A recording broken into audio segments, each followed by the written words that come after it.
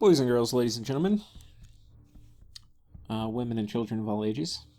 Just kidding. This is really for, I would say, 15 plus. No kids allowed in this channel. Okay, so what do we have? We've got a new turn with Lemuria.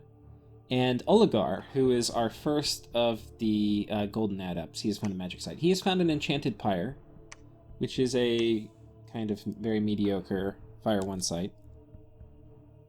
And then we have a bunch of battles. So we will get to it. If you recall, last turn, we had successfully split his army. And we were going to basically... we had one turn popped both of his forts.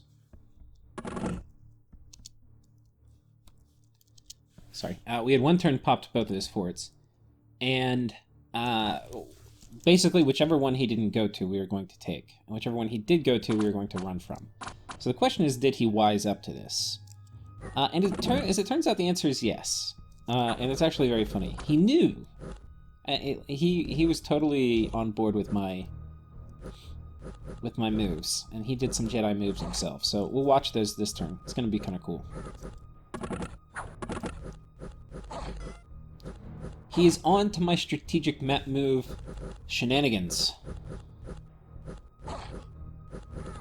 Okay, so these guys are basically toast. So that was here. Well, actually what we're going to do, I think we're going to do this on a strategic map. I don't really want to cover this battle at battle, because it matters which one is where, more than it matters like the actual fight. So, first let's start here with his battle with his Pretender God. I went to attack to flank him with this small army, and my thinking was he's going to move his Pretender God plus all this crossbowmen onto oh gosh, he's going to move his Pretender God along with all his crossbowmen onto the fort that's right nearby this province, but indeed he didn't. He moves his Pretender God and a pretty big crossbow contingent over here. Unfortunately for him, my guys are very spooky.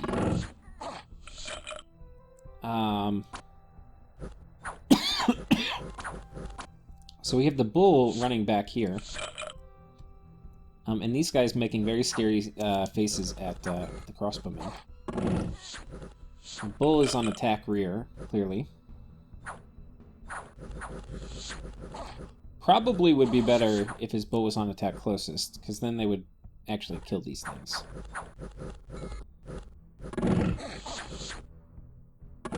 You can see these guys actually do pretty okay versus crossbows, as long as they're not flaming arrowed.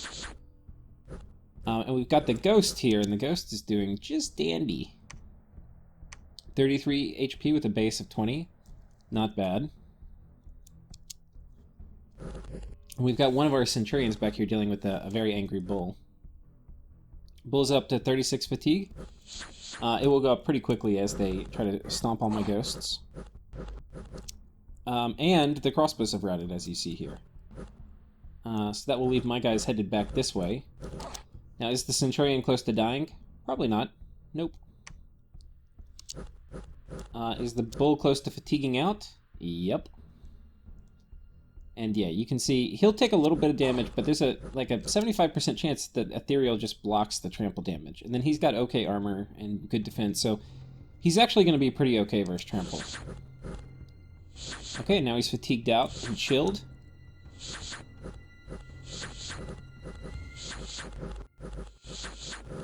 And right now he is above his max HP threshold, which is 183, and he's at 216, so he's not going to start regening until he gets below that, which will happen reasonably shortly. Just pick up the speed here, and now he's regening. And this battle's going to come out. If we had dust daggers, then maybe, but just one dust dagger would not do it. We probably need two. But he's getting all afflicted. Right now he's diseased, chest wound, limp, crippled. It's because we got that nice curse on him. forward here a little bit. Okay, they've routed now. He's got a few more wounds. We'll check it out. This is going to time out.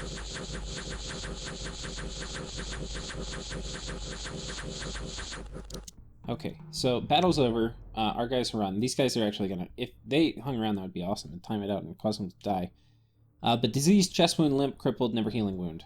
So never healing wound is really good, because it's going to lower his HP regen threshold. And then the cripple and limp are going to make it so he can't make it back to his capital this turn. Which is kind of nice.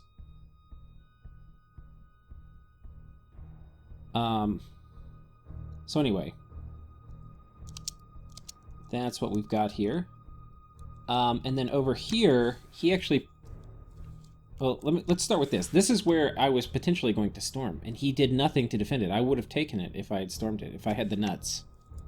But I did not have the nuts. So yeah, there we go. He just scares off my dudes. He knew I wasn't going to attack, because he knew that I was scared. He had his huge army here last turn, so he knew I would have this army run. And so he's like, we don't even need to send anything. We'll be fine. Now, I could have taken both these forts. So instead he sent an army here, and he killed a bunch of my crossbows. So now he has a big army here. He has part of his army here. The crossbowmen which routed, a lot of them are going to have died. But some of them made it back here. So this was good for me in the sense that probably about... Well, he lost 11, right? But then I think probably at least another 15 probably died in the retreat. So that's pretty good.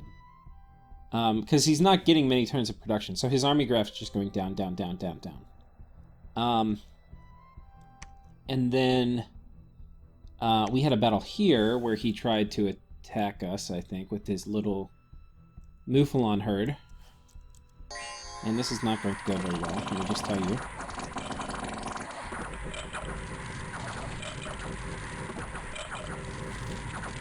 They can hold up for a little bit, but not that long.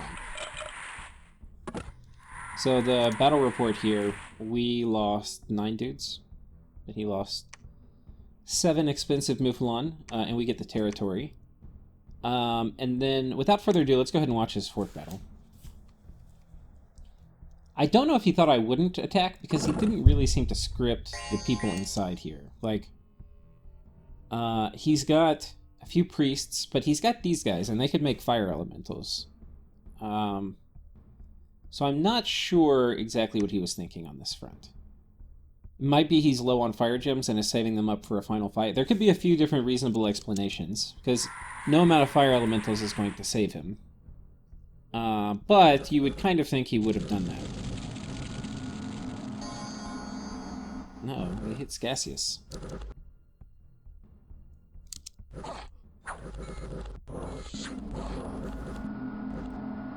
Let's just check this battle out from Scassius' perspective.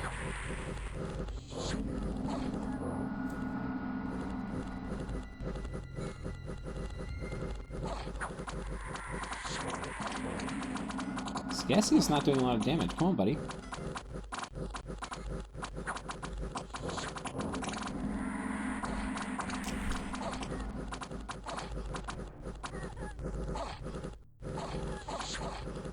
I guess he's attacking these guys, and they must be immune to the. It doesn't say. Oh, it doesn't affect an animate. Yeah, not a very good matchup for him versus the claimant. This little gold touch thing doesn't work. So anyway, we took this.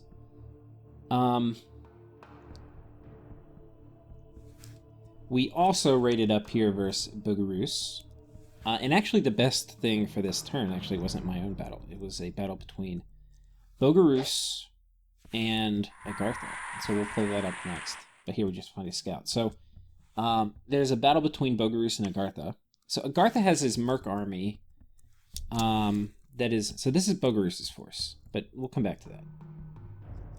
Over here, this is mostly a Merc... Or not mostly. Largely a Merc army. These are Mercs. These are Mercs here. And these are Mercs here. These crossbows. So it's 3... Well... These are Mercs from one company, these pikemen, and then these are another set of Mercs. Then everybody else is Agarthans. So on Bogarus' side, we have basically the same little astropelagist communion that attacked me earlier. It looks like the same number, 6. No, 7. They added one more. And then the Earth Snake.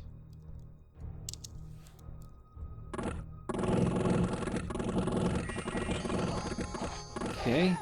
Tons of crossbow. This is about 140 crossbow.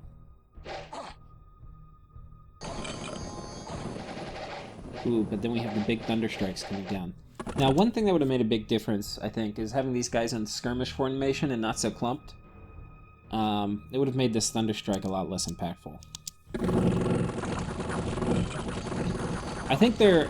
yeah. Thing is, this many crossbowmen can kill an Earth Snake, too.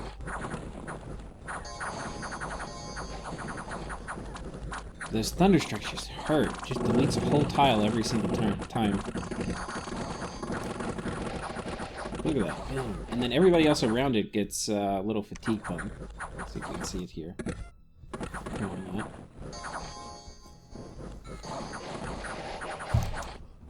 Okay, there goes the minor shock. Why can't...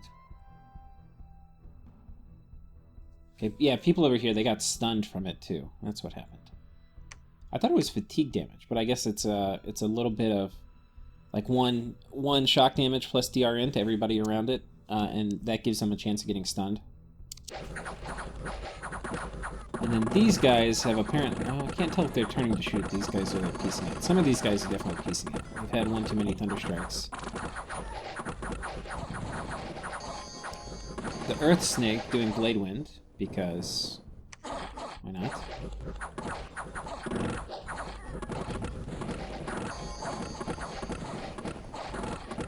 Ooh, and that Blade Wind very effective, actually. I wonder how many kills he got. I bet you the Earth Snake got like at least 10 kills. Blade Wind will tend to fatigue you out though. He's at 110.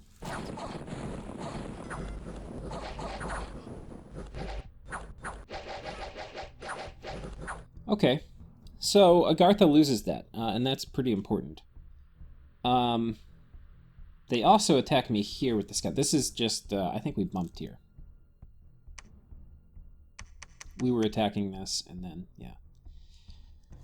Okay, so in terms of what are the moves I'm going to make this turn? Well, and also, for those of you who can't tell, I'm mostly feeling better today. I think I'm finally not sick. So, hopefully the series, the sniveling and the coughing... I still have a little bit of a cough, but hopefully that will be less for the rest of the recording. Okay, so what are the moves? Well... we've got this guy here. I could raid this, but this is going to be a low-income province. And there is a very good chance if I go here and he takes this and this, then this group's kind of trapped.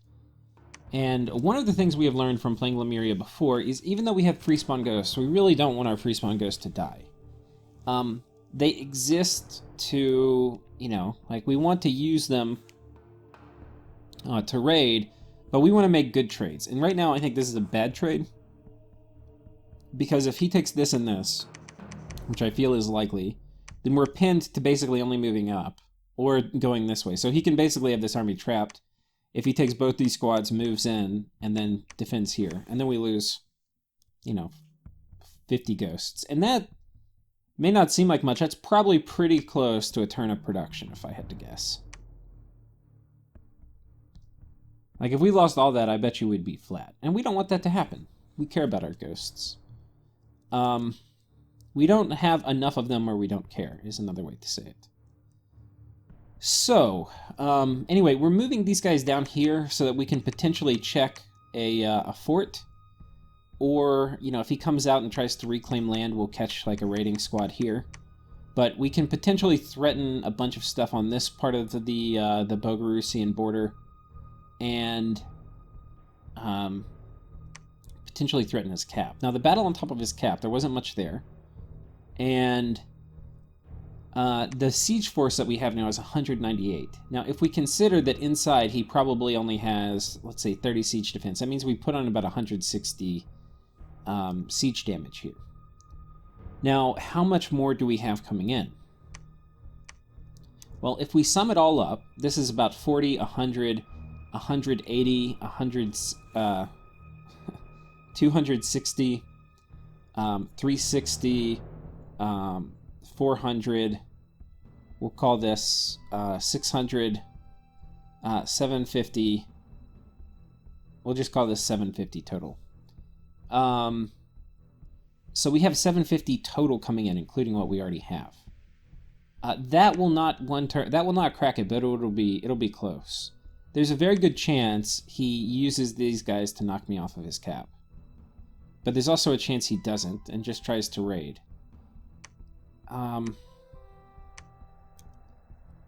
If I could muster enough folks, which actually I might be able to. 60. Because we've already done 170, 160 damage, and there's 1,000 siege defense, so we need like 860, 870 probably to have like some safety margin. And right now we're at 750, so really I only need 100 more, and this guy is 65, and this guy is going to be another shit. Okay, well, I was going to raid here, but I think if these guys come up here, that actually might be the difference. And then it's one turn popped, or then it's popped, not one turn popped, but popped. The problem with doing this is it's less money.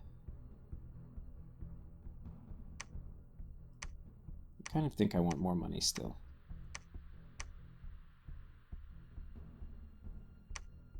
And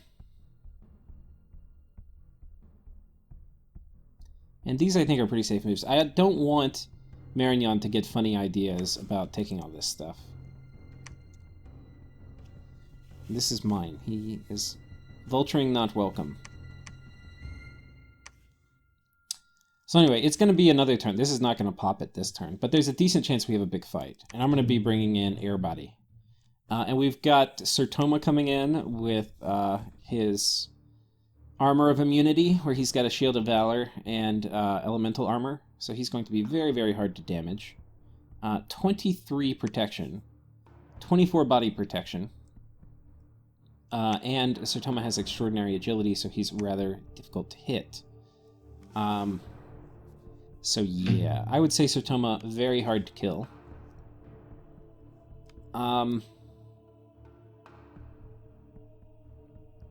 So that's what's happening here. I could be doing more raiding, but I think we're going to do a major force consolidation. I don't think he has enough to fight me, and if he tries to fight me, he's going to be in trouble. In big trouble. This is the army we would potentially have to contend with here. And this will just get absolutely murdered by my stuff. I don't think it's going to fight. I think it's going to kind of duck and weave and try to raid, which is that's probably what I would do. I would probably be like, well, he's probably not going to fight. I got one more turn. Let's move my god in position. So his god probably goes here. I don't know. He probably takes these guys and any mages, moves them here, and then like just defends. That's probably what I would do.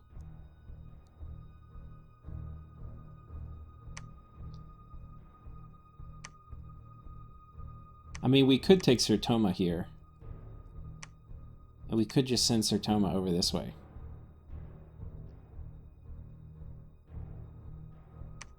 And I don't think these guys can kill him.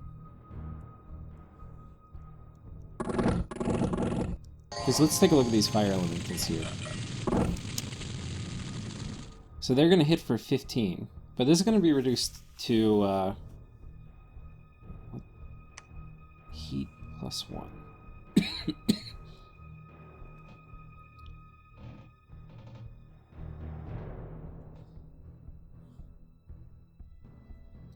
Yeah. This will get reduced to 5 damage. 5 AP.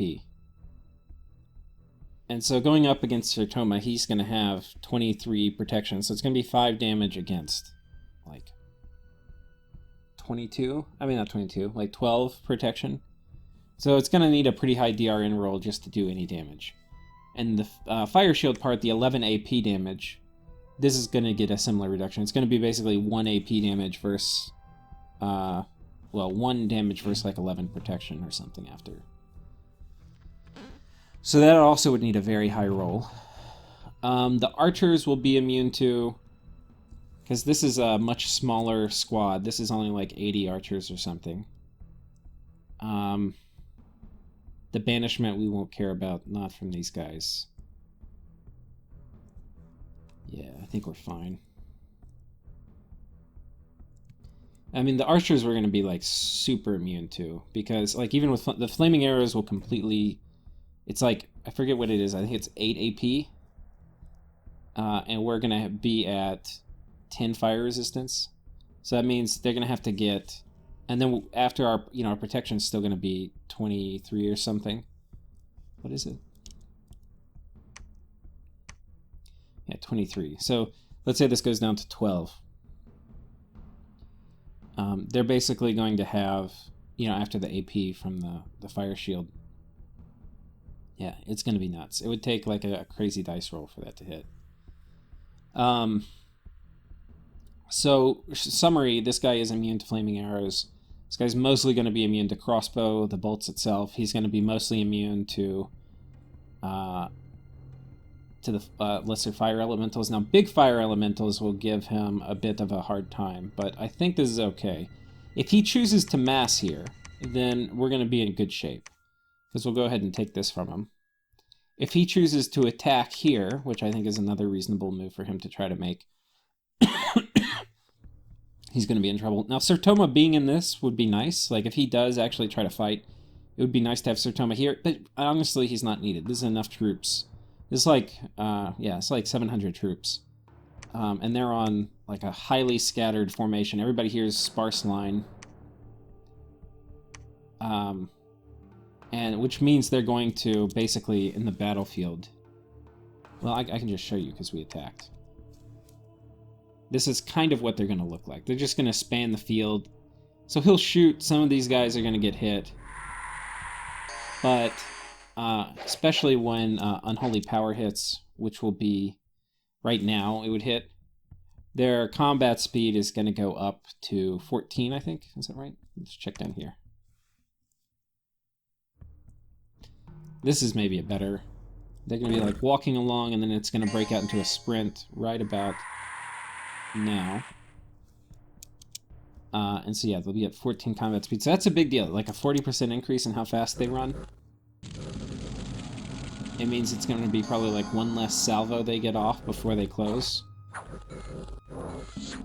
And now, like maybe there's one fire elemental out. We've already closed with the first rank, and then we're going to have the second rank holding in reserve, so they don't get all clustered up for banishment and stuff. And then they'll be running in, like right now. Except this is only like 300 people. We're going to have easily twice this amount.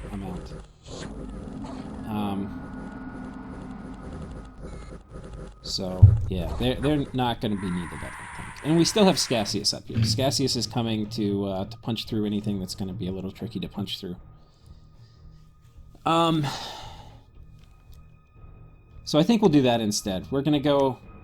hit him hard here. If what this will accomplish, even if it doesn't kill that many, like, first of all, routing the army is going to be pretty disruptive to him. But the other thing it's going to do is to gym-bait his mages. And if his mages, if we do crack it turn after, he might not have the ability to easily re-gym his mages for a final fight.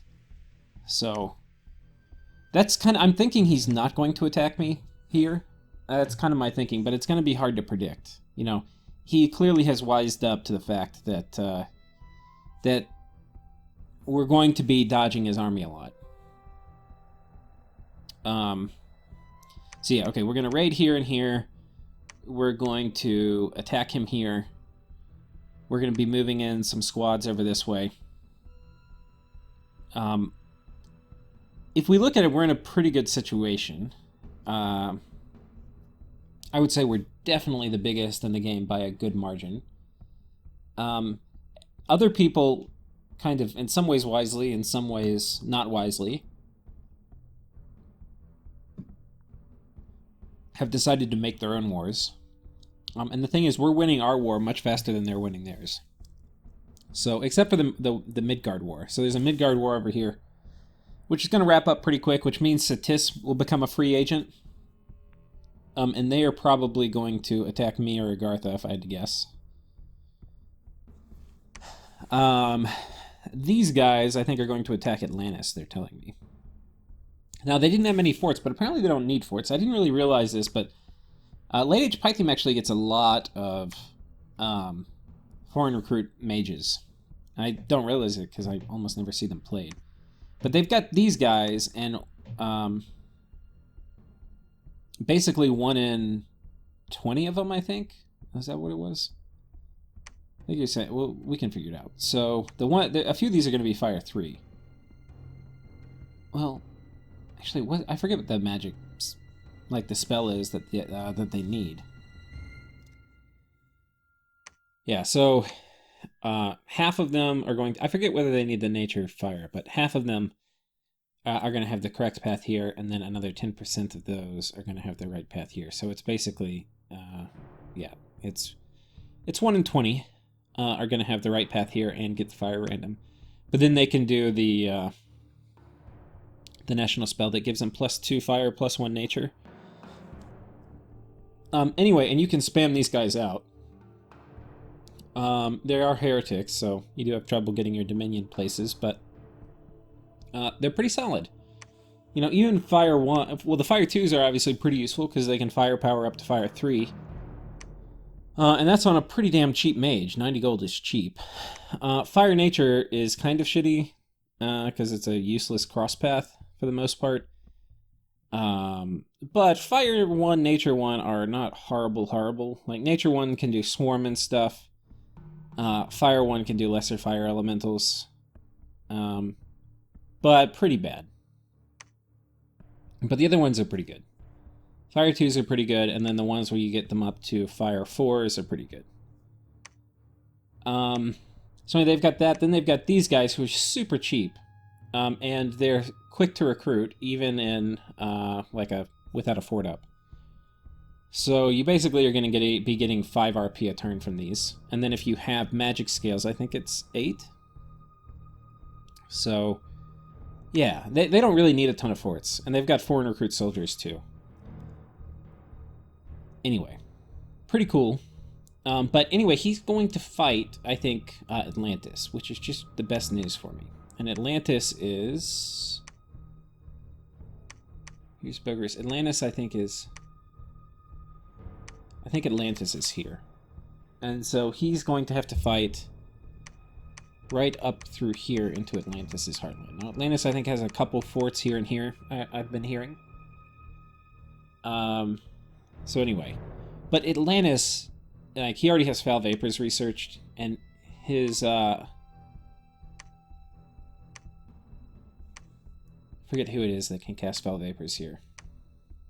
Is it you? No, these guys. Fast to recruit. They're cap only, but you can get them quickly out of your capital, and they can all cast Foul Vapors. And this is a spell which Atlantis hates. Late Age Atlantis is like the bane of Late Age Atlantis, because they don't have a lot of sacred stuff, so you can't take poison resistance on your Bless. They don't have nature mages, so it's really hard for them to spam out Poison Ward. And they're not an extremely killy nation. Like, they don't tend to end battles super duper quickly. Kind of their thing is, like, we have really good protection, and we hit pretty hard. You know, but we're a little slow. Like, they don't have cavalry, they're not flyers. They don't have, like, crazy evocation spam or something, where they're going to end the battle really quickly. No, they're just going to kind of slowly march forward and grind into you. And oftentimes win. But Foul Vapors, man, ooh, does that put a hurtin' on their plan. Puts a big hurtin'. So, anyway, if he marches in with Hydras and Foul Vapors, it's basically GG for Atlantis. They're going to be buggered. Which is going to be perfect for me, because if I finish up Phlegra, which it's looking like we're getting close to the final strokes, if I finish up Phlegra and then start shifting this same kind of pressure I've been putting on Phlegra, if I shift it up here towards Bogarus, well, that's going to do all sorts of things. I mean, I can start checking between these. I can even start raiding Atlantis and not take out Atlantis's underwater capabilities, which I actually do okay against, like, water elemental spam and stuff.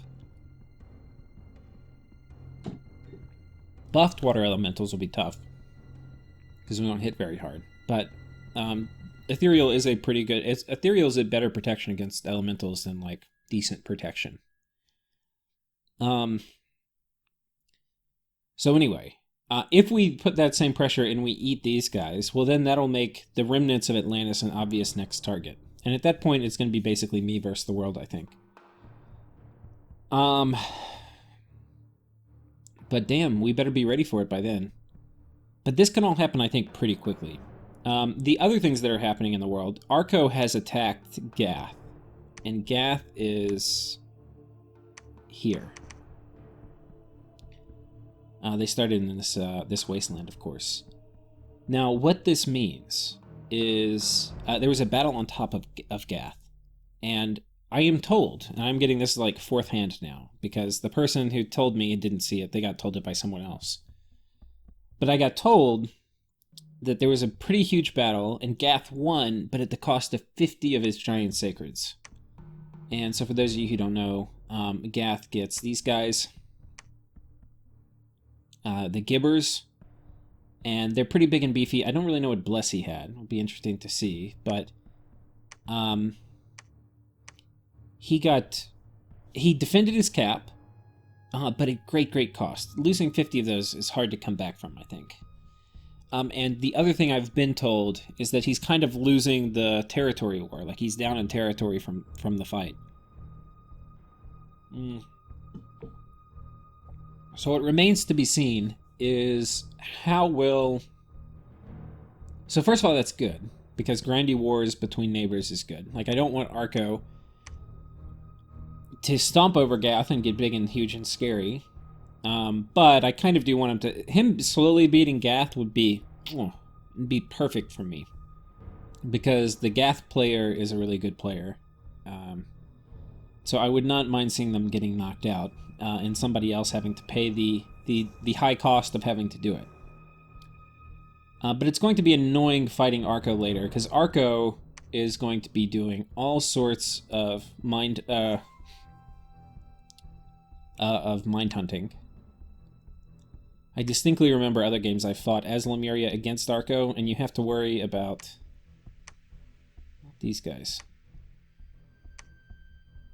Maybe it was those? Yeah, they've got healers, which is why they're pretty good at mind hunting. It must be these guys. I guess these are their best mind hunters. So, you know, they're gonna need some gear. They need a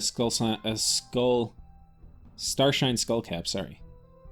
In addition to getting the Astral Random. Or you need two things, the Crystal Coin and that.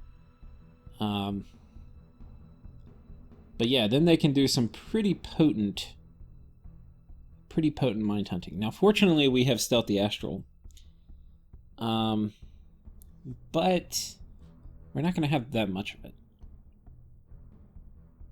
I mean, it's 50 death gems for every Stealthy Astral Mage we get.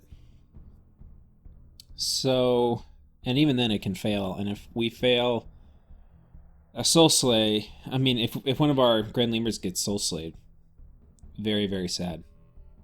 So we kind of almost need to put Starshine Skullcaps on our Grand Lemurs so that they're immune if they're running around like that. So we'll see. We're definitely not looking forward to having to deal with like 3 or 4 Mind Hunts a turn, which is basically what's going to be par for the course by the time Arco attacks us.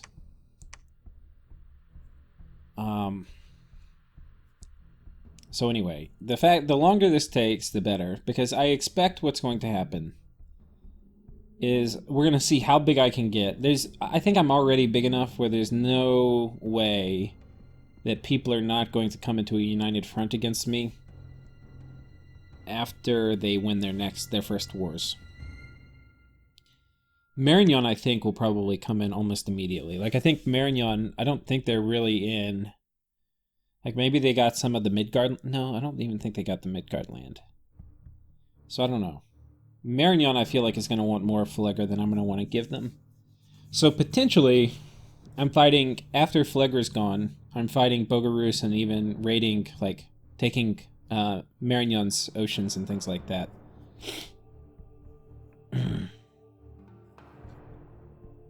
Marignon will be annoying to fight. Honestly, I think Arco will be more annoying in some ways.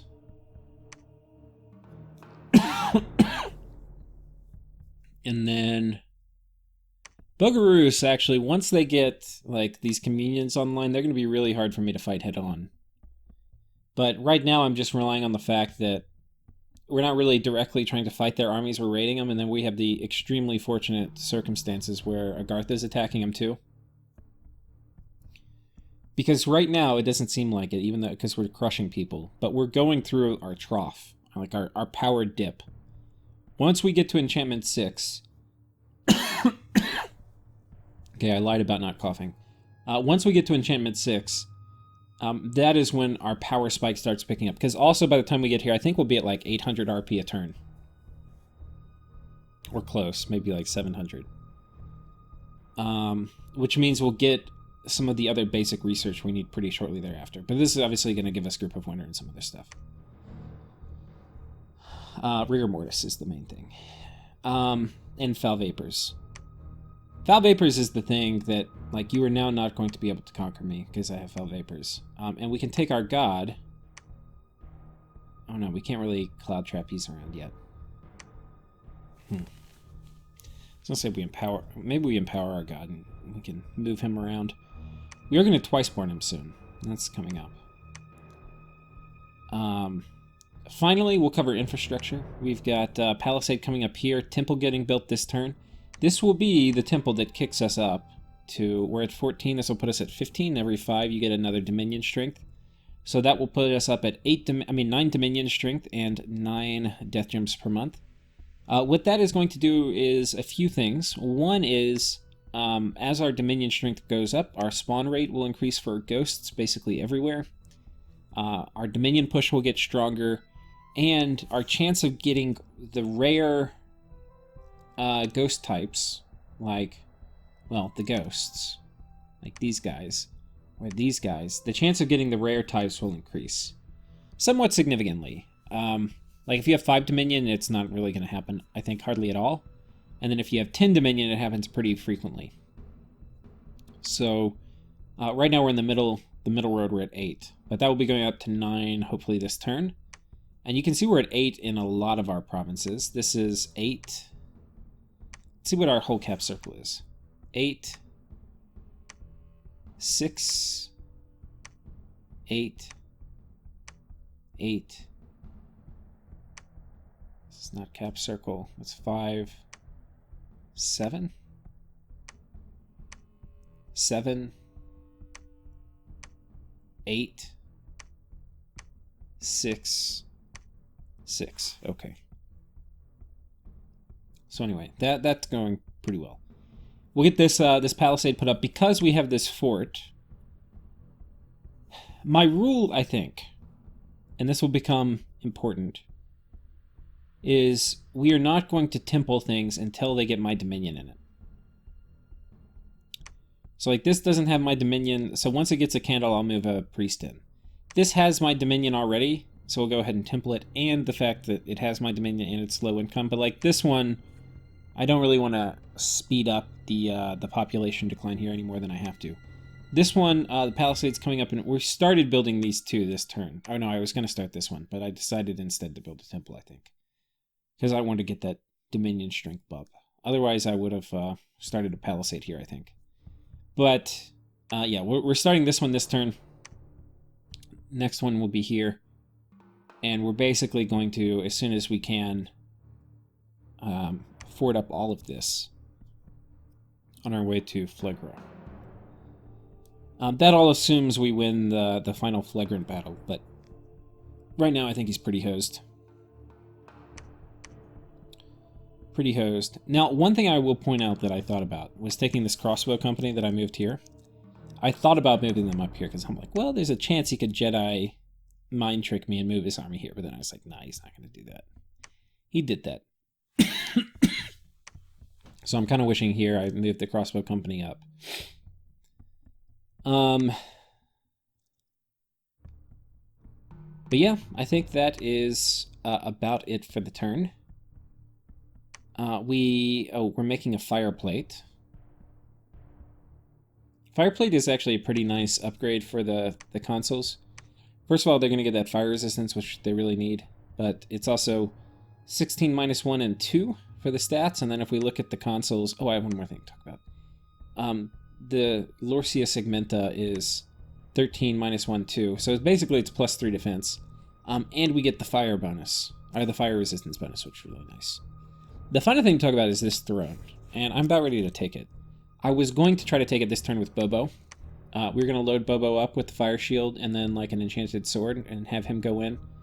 But what I decided is there's a chance Bobo might not make it. And I don't want to lose that gear. So I want to see, I could load up a test game and just see how well we do against this type of army comp.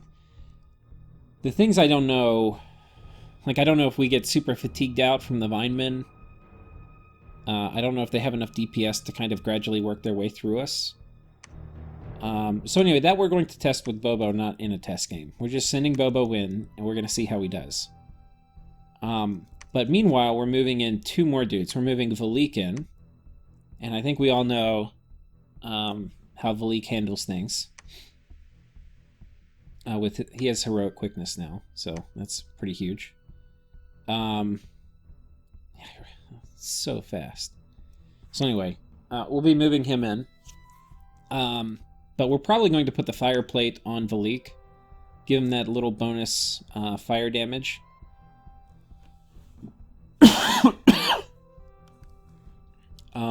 And yeah, we'll probably be sending him in with Imperialis. Imperialis is going to basically just be there with Valik. You know, making sure Valik doesn't take too much damage. He's basically going to be Valik's apprentice. He's going to, you know, get some kills, get some experience, probably die, but he'll be back later, and later he'll take an apprentice for himself. So there we go. There's a chance that Bobo takes this, though. Because basically what could happen... Oh yeah, there's not really a chance. He's not going to be able to kill enough, I don't think, over the course of the battle to cause an HP rout on the enemy army. And... yeah, he's basically going to die. But this is for science. This is for science.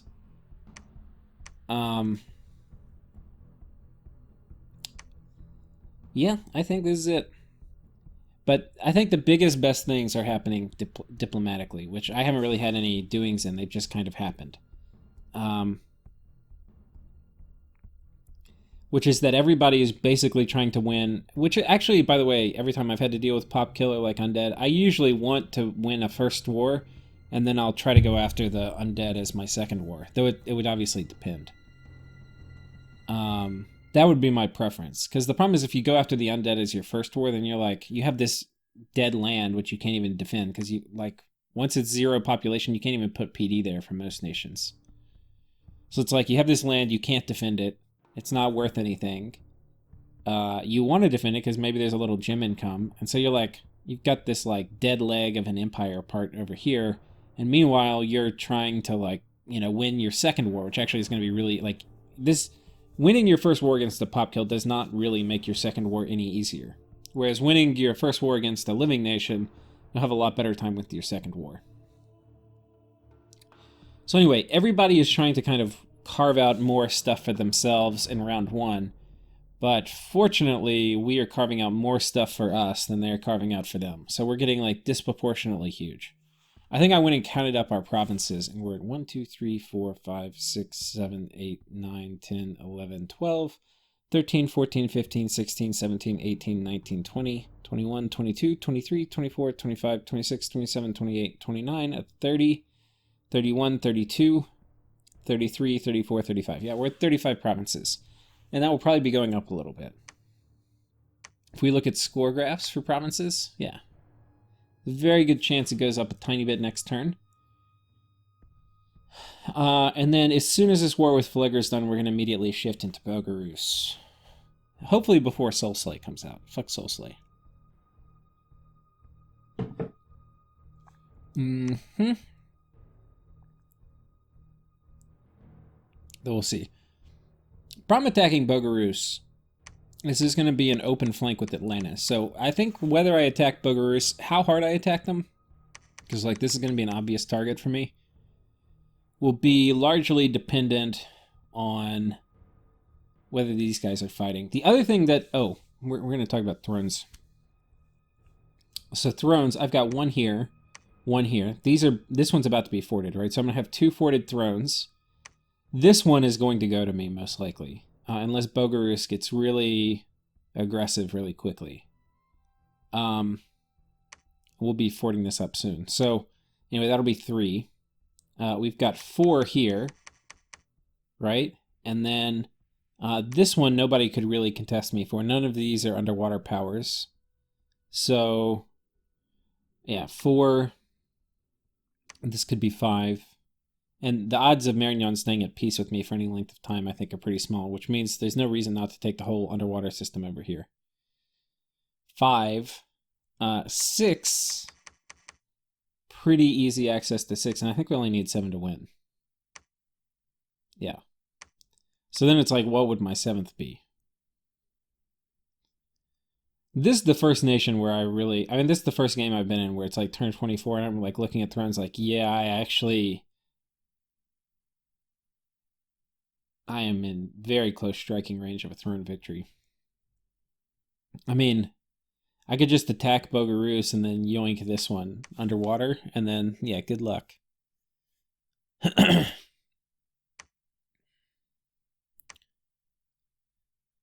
But I kind of don't want to, it's a little like play with your food kind of thing.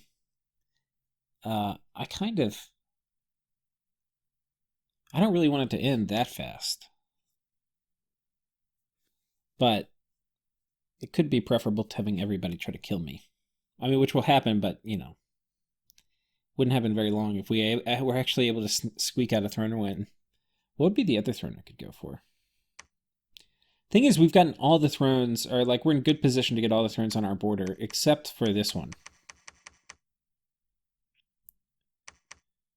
I think Pythium's fording this one right now, though. But these two definitely put me in striking range of a very fast throne victory.